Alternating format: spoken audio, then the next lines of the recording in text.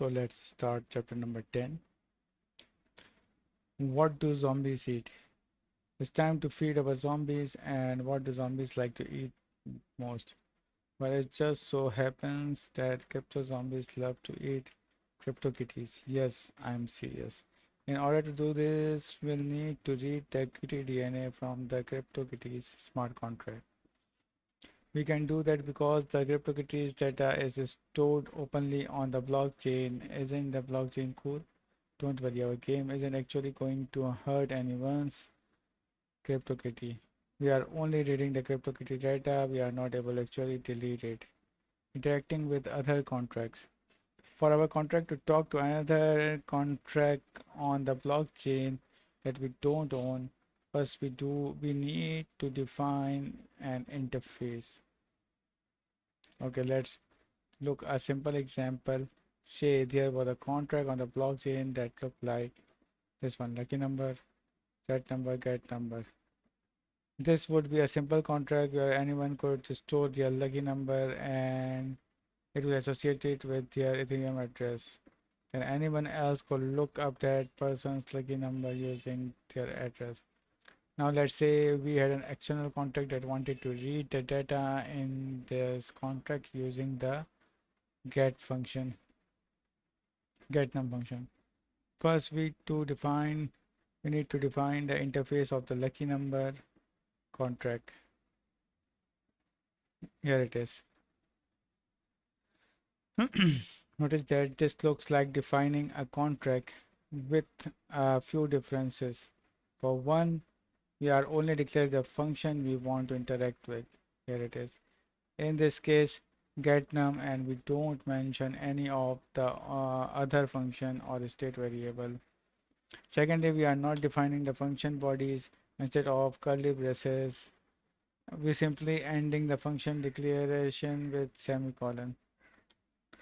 So it kind of looks like a contract skeleton. This is how the compiler knows it's an interface. Okay.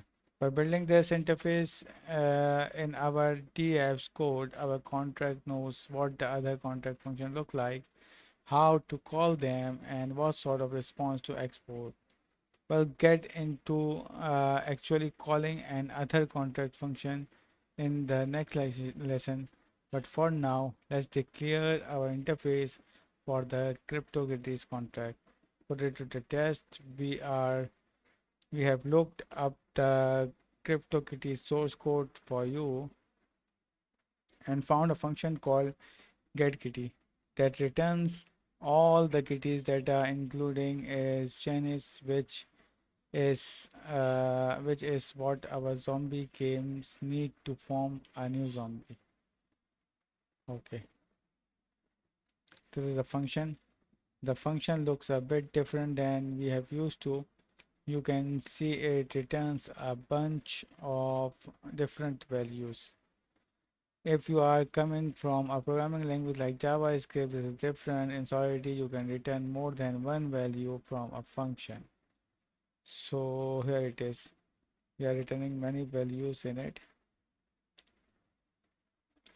Now that we know that what this function looks like, we can use it to create an interface. Okay. Defining an interface called kitty interface. Here it is.